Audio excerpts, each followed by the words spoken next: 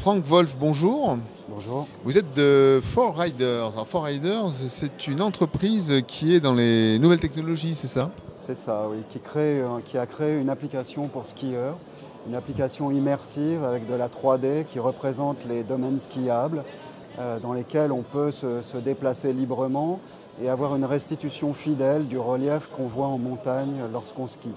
Une des fonctionnalités centrales aussi, c'est la géolocalisation, être géolocalisé sur le domaine, savoir à tout moment où on est, mais aussi géolocaliser ses amis, qu'on perd très souvent au ski, comme vous le savez. On peut également à tout moment calculer un itinéraire, un peu à la Google Maps, on donne sa destination, et à partir de sa position courante, l'application va calculer un itinéraire avec l'ensemble des pistes et des remontées mécaniques qu'il faut emprunter pour arriver à cette destination, qui peut être une piste, un restaurant d'altitude, etc.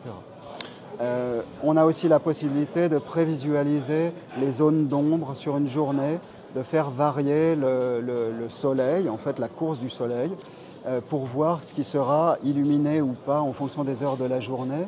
On a aussi un enneigement de la montagne, ce sont des photos aériennes, mais l'enneigement de la montagne est calculé en fonction des données météo qu'on récupère chez Météo France. On a donc une cartographie qui représente assez fidèlement les conditions réelles Le domaine tel de la qu'il est. montagne. Ouais.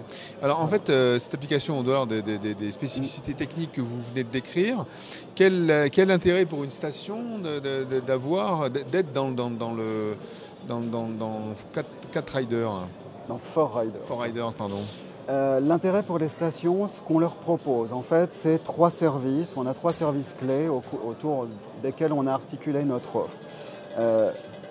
Un outil de publication, de notification, c'est-à-dire à partir du moment où elles poussent notre application, elles la font, elles se l'approprient en quelque sorte et elles en font la promotion auprès de leurs skieurs.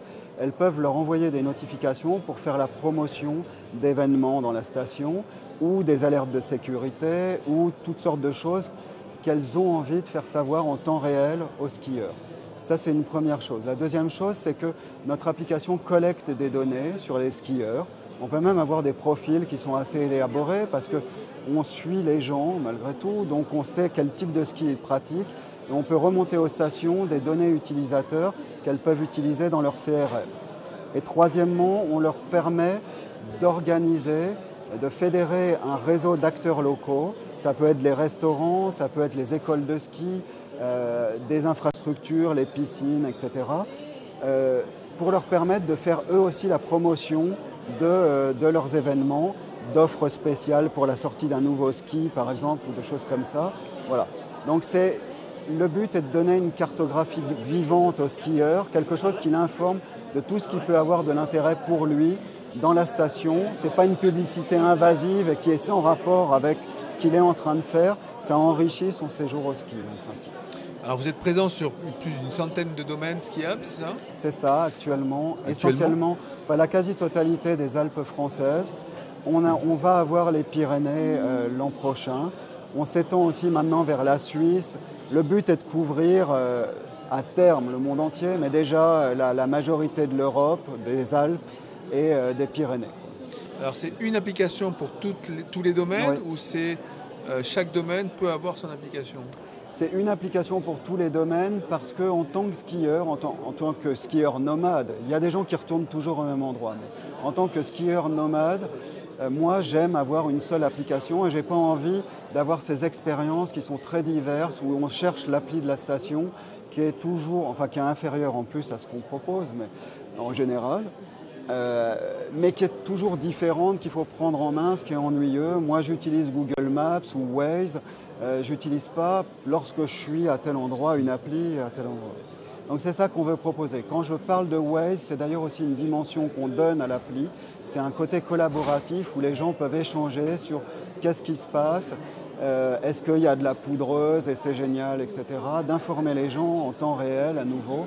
On s'ouvre aussi aux communautés Facebook. Ça, c'est une demande entrante qu'on a eue, c'est-à-dire que les communautés vont pouvoir, de skieurs par exemple, vont pouvoir géolocaliser, voir qui dans leur communauté est présent sur le domaine, ce qui est en général utilisé plutôt pour se donner rendez-vous pour boire un verre que de véritablement skier. Mais c'est une demande qu'on a eue et qui permet aussi de donner cette dimension communautaire à l'application.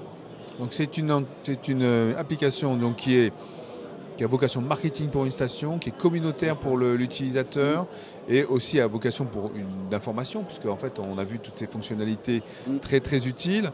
On peut retrouver pour donc quelqu'un qui serait intéressé le site www.4readers.ski et là on explique donc le fonctionnement et on peut avoir un contact pour contacter Franck Wolf.